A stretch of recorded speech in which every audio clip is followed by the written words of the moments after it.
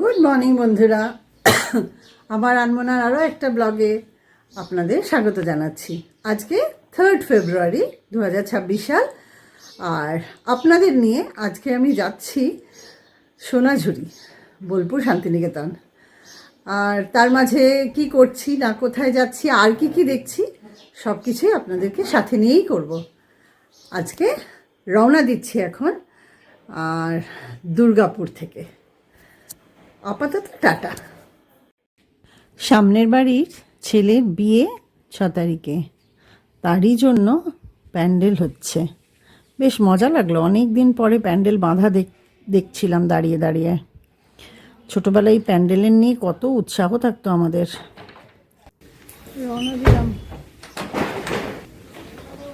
Pandal. City সেন্টারের রাস্তা পেরিয়ে আমরা উঠলাম গিয়ে দুর্গাপুর এক্সপ্রেসওয়ে দিয়ে আমরা এইখানটা হচ্ছে ডিভিসি মোড় বলে, দুর্গাপুর এক্সপ্রেসওয়েতে মিললাম।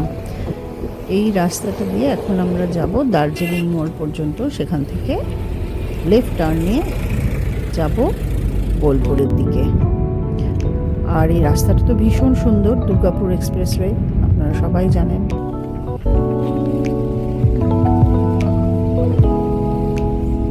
পৌঁছে গেলাম দার্জিলিং মোড়। এই আমরা লেফট টার্ন নিয়ে নিলাম। লেফট টার্ন নিয়ে এখন বেশ কিছুক্ষণ যেতে হবে, মোটামুটি ঘন্টা দেড়েক লাগে বাড়ি থেকে। আমরা যাব ডাইরেক্টলি সোনাঝুরির হাট, কারণ শান্তিনিকেতন আমাদের বহুবার দেখা, বিশ্বভারতী আজকাল তো অধিকাংশই বন্ধ থাকে, আর দেখার ইচ্ছেও নেই। অনেকবার দেখেছি। আমাদের ডাইরেক্ট গন্তব্য হচ্ছে সোনাঝুরির হাট, আর সেখানে কিছু টুকটাক কেনাকাটা।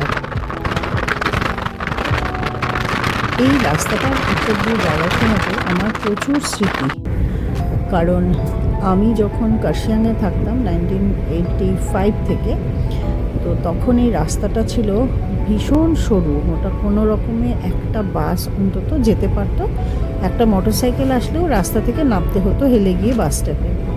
এখন বেশ চওড়া হয়েছে অন্তত রাস্তাটা, আর সেই সময় অনেক স্মৃতি মনে পড়ে যাচ্ছিল। রাস্তার দুপাশে তখন ঘন জঙ্গল ছিল, এখন তো অনেক বসতি হয়েছে, কিন্তু জঙ্গলের অনেকটাই এখনও রয়ে গেছে। সেই জঙ্গলের পাশ দিয়ে বেরোতে ভীষণ সুন্দর লাগে। আমি আর বৌদি আজকে চলেছি শান্তিনিকেতন সোনাঝুরি। অজয় নদী পেরোতে গিয়ে মনে পড়ে যায় যে অজয় নদীতে যখন বর্ষাকালে আমরা পেরোতাম তখন একেবারে টইটুম্বুর জল থাকতো।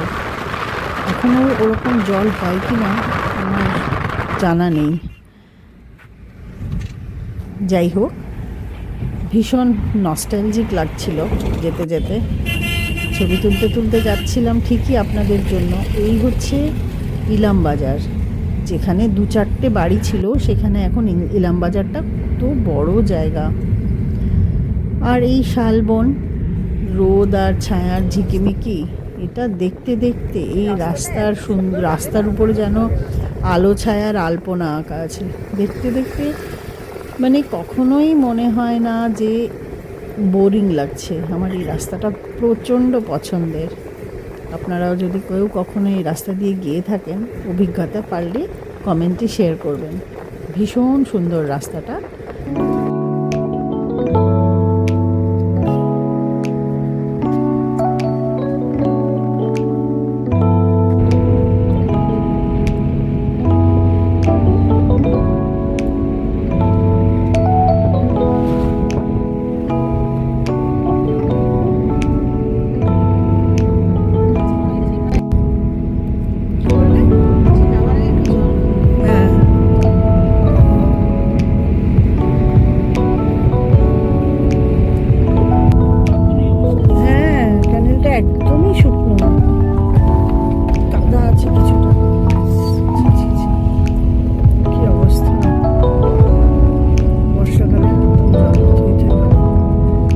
শান্তিনিকেতন বর্ষাকালে খুব সুন্দর, আমার তো বর্ষাকালে বেশি ভালো লাগে। এখন বাজে 11:45 মতন। পৌঁছে গেলাম সোনাঝুরি হাট বা কোপাইয়ের হাট। আমরা যেহেতু অনেক সকাল সকাল এসেছি এবং আজকে উইকডেজ, তাই জন্য হাট বেশ ফাঁকা। এখনও সেরকমভাবে খুব যে দোকানপাট বসেছে তা নয়, কিছু কিছু দোকানপাট বসছে, খুলছে, মানে সবে সবে শুরু হয়েছে। একটু ফাঁকা ফাঁকা থাকার দরুন বেশ ভাল লাগছিল। অনেক বছর পরে আমি এরকম ফাঁকা ফাঁকা হাট দেখলাম। আর আগে যতবার এসেছি ততবার এত ভিড় পেয়েছি যে বিরক্ত লাগতো আর কি। ঠিকমতো বাজার হাট করতেই পারতাম না। আর দামও আমার মনে হয় বেশ কমাবে, কারণ বৌনির সময় একটু দাম কমায় সমস্ত ব্যাপারীরাই। চলুন আমাদের সাথে থাকুন, আমি একটু হাটটা ঘুরে দেখি। আচ্ছা আচ্ছা,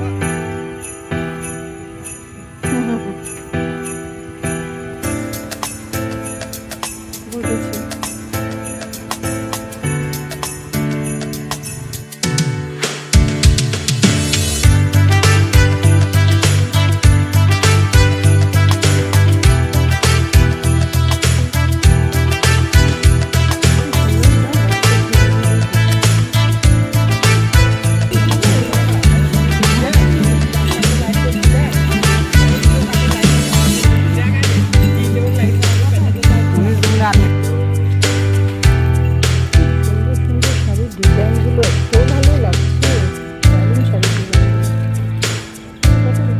প্রিন্ট না, বড় নিচ্ছি না, বড় পছন্দ হচ্ছে না।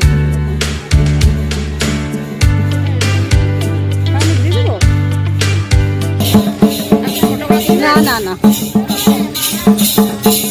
ওইখানে চুড়িমালা আছে, চলো যাই।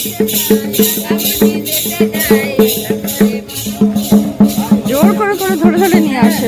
হঠাৎ খেয়াল হলো কাঁধে বাঁক নিয়ে দই আর ক্ষীর বিক্রি হচ্ছে। খিদে বেশ ভালোই পেয়েছিল, কিন্তু একটা পরিবর্তন দেখলাম। এখন দেখলাম চামচগুলো একটু আলাদা।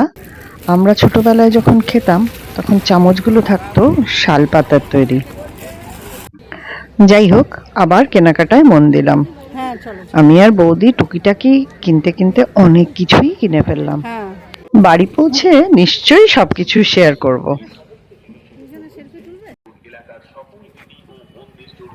এখানকার পাঠ শেষ হলো, এখন যাব লাঞ্চ করতে বনলক্ষ্মীতে। অবশেষে রওনা দিলাম আমরা এবার খাওয়ার উদ্দেশ্যে। বনলক্ষ্মী। হ্যাঁ হ্যাঁ। বেলা বাড়ার সাথে সাথে গরম আর রোদ দুটোই বাড়তে লাগলো, তাই গাড়িতে উঠে একটু স্বস্তির নিঃশ্বাস ফেললাম, জল খেলাম। এবার যাচ্ছি বনলক্ষ্মী। বীরভূমের প্রকৃতি সবসময়ই আমাকে ভীষণ মুগ্ধ করে। যেদিকেই তাকাই সেই দিকটাই আমার ভীষণ সুন্দর লাগে। আর এখন তো সর্ষের সিজন, সর্ষে ক্ষেত, সর্ষে ফুল আমার আগের ব্লগে তো দেখেইছেন।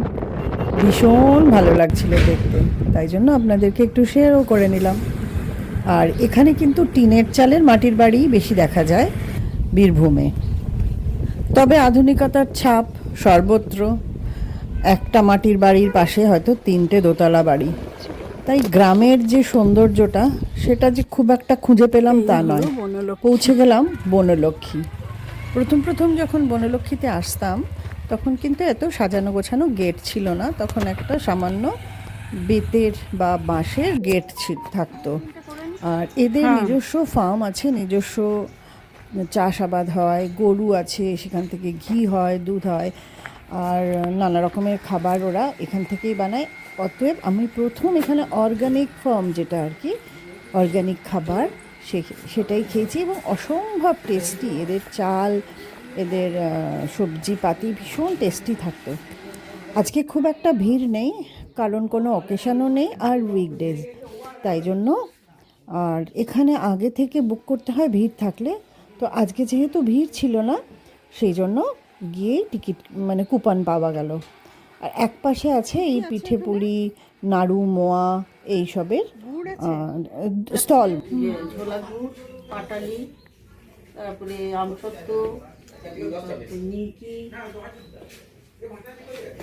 নাড়ু আছে 2 রকমের, একটা এই যে কাঠু নাড়ু আর একটা তিলের নাড়ু, আর মোয়া।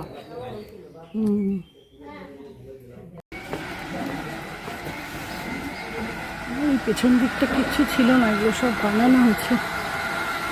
এখানে অথেন্টিক বাঙালি খাবারই পাওয়া যায় এবং যা ওদের নিজস্ব প্রোডাকশন, নিজের তৈরি।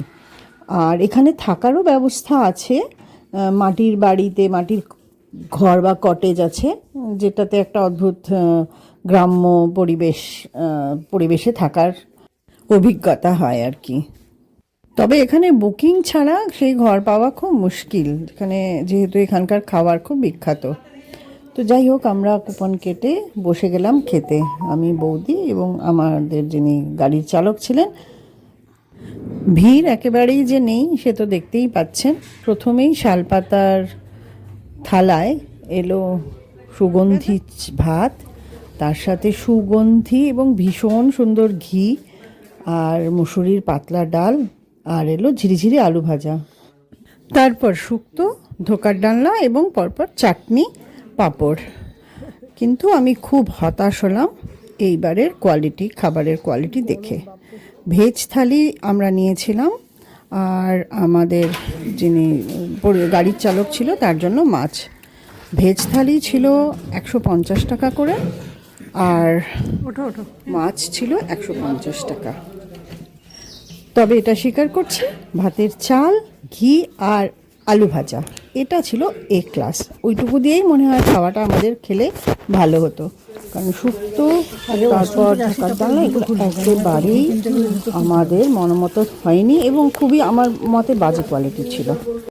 পিছনের দিকে ভালো ওয়াশরুম আছে সেটা জানতাম, সেজন্য আমি আর বৌদি একটু পেছনের দিকে বাগানটাও দেখতে গেলাম, আর সুন্দর ওয়াশরুমেও গেলাম। যে চাষ করে সেই চাষের চালের ভাত খেলাম।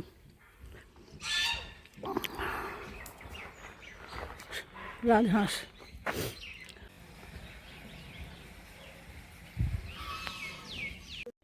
এখানে থাকার কটেজগুলো যে ঠিক কোন দিকে সেটা ঠিক ঠাহর করতে পারলাম না।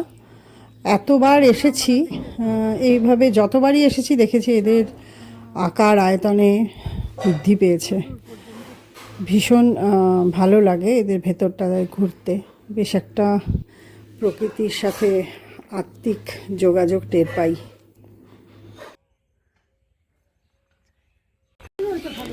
হ্যাঁ, বাহ কি দারুণ লাগছে। রঙ্গন ফুল, বাট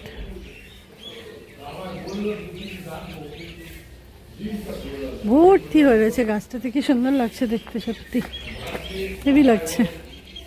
যদিও ভাত খাওয়াটা যথেষ্ট বেশি হয়ে গেছিল, কিন্তু তবুও শালপাতার দেওয়া পাটিসাপটা এটার লোভ সম্বরণ করতে পারলাম না। ছোট্ট একটা বুটিক মতো আছে, সেই বুটিকটার ভিতরে সব রকম জিনিসই পাওয়া যায়, তবে দামটা একটু বেশি মনে হলো। প্রচণ্ড খাওয়া হয়ে গেছে, পাটিসাপটাটা এক্সট্রা হয়ে গেছে, সেটা ঠিকই। আমার পছন্দের অনেকগুলো পিঠেই ছিল, পাটিসাপটা তো ছিলই, দুধ পুলি, তারপর গোকুল পিঠে, আর ক্ষীর কি যেন ক্ষীরপুলি, এগুলো ছিল, কিন্তু আর সেগুলো খাওয়া গেল না। বেরিয়ে আসলাম, এবারে বাড়ির পথ ধরলাম। বনলক্ষ্মীর আশেপাশেও অনেক খাবারের দোকান হয়েছে এখন, এবং সবকটাতেই বাঙালি খাবার পাওয়া যায়। দেখে বেশ খারাপই লাগলো, আগে বেশ সুন্দর পরিবেশটা ছিল। যাই হোক, আমার পছন্দের ভীষণ মনোমুগ্ধকর রাস্তা দিয়ে বাড়ির পথ ধরলাম। যদিও বেশিক্ষণ তাকিয়ে থাকতে পারলাম না, ভরপেট খেয়ে চোখ তো ঘুমে ঢলে আসলো। যখন ঘুম ভাঙলো তখন সূর্য প্রায় পশ্চিম দিকে ঢলে পড়েছে। শালবনের ফাঁক দিয়ে সেই আলো এসে দিল আমার মাথাটা ধরিয়ে। দুর্গাপুর এক্সপ্রেসওয়ে পেরিয়ে সিটি সেন্টারের পথ ধরলাম। এখন বাজে 5:45। আমাদের গলি পৌঁছে গেছি। যথেষ্ট মাথার যন্ত্রণা হচ্ছে, তাই জন্য আর কথা বলতে ভালো লাগছে না, প্রচণ্ড টায়ার্ডও লাগছে। দূরে প্যান্ডেল হচ্ছে, ঠিক দাদার বাড়ির উল্টো দিকের বাড়িতেই ছেলের বিয়ে, অতএব রাস্তা জুড়ে প্যান্ডেল। আমাদের বাড়ির সামনেটা, আমাদের না মানে দাদার বাড়ির সামনেটা পুরো প্যান্ডেলে ঢাকা। ঢেকে দিয়েছে যে। পৌঁছে গেলাম বাড়ি। না মাত্র এই একটা ব্যাগ ভর্তি, আর ওইখানে একটা ব্যাগ কিনে আবার এটা ভর্তি মাত্র শপিং হয়েছে। এটা আছে, এটা আছে, যাক গে পরে খুলে শপিংটা পুরোটাই দেখাবো। বেড কভার, ব্লাউজ, প্লাজো, টুকিটাকি গয়না, গলার হার, তার সাথে ব্যাগ, শাড়ি। বলেছি সিল্ক, কিন্তু আমি বুঝতেই পেরেছি যে এটা আর্টিফিশিয়াল সিল্ক, এত সস্তায় কখনো সিল্ক হয় না, কিন্তু দেখতে অসম্ভব সুন্দর। চুড়ি, বেশি কিছু কিনিনি, এই ব্যাগটা কিনেছি। আনার পরে মনে হচ্ছে খুব কমই কিনেছি, এমন কিছু কিনিনি। বাড়ি পৌঁছালাম 5টার সময়। এখন একটু মুখ টুক ধুয়ে ফ্রেশ হলাম। ফ্রেশ হয়ে আমি আর বৌদি একটু আড্ডা মারি, আর আমার ব্লগটা এখানেই শেষ করছি। আজকে আর কোথাও বেরোবো না, কারণ পিঠে ব্যাগ নিয়ে প্রচণ্ড পিঠটা ব্যথা করছে, টায়ার্ডও লাগছে, খুব গরম ছিল। স্বাভাবিক, রোদের মধ্যে তো গরম হবেই, আর শীতটাও তো চলে গেছে অনেকটাই। যাই হোক, আমি শেষে যে কথাটা বলি সে কথাটা বলে আজকে আমার ব্লগটা শেষ করছি। সবাই ভালো থাকবেন, সুস্থ থাকবেন, সাবধানে থাকবেন, আর আমার ব্লগটাকে ভালো লাগলে একটা লাইক, বন্ধুদের সাথে শেয়ার, আর এখনও সাবস্ক্রাইব না করে থাকলে সাবস্ক্রাইব করে পাশে থাকা বেল আইকনটা প্রেস করে দেবেন, যাতে আমি যখনই কোনো আমার আনমনা ব্লগ আপলোড করব তখন আপনাদের মোবাইলে নোটিফিকেশন চলে যায়। ভালো থাকবেন সবাই, টাটা।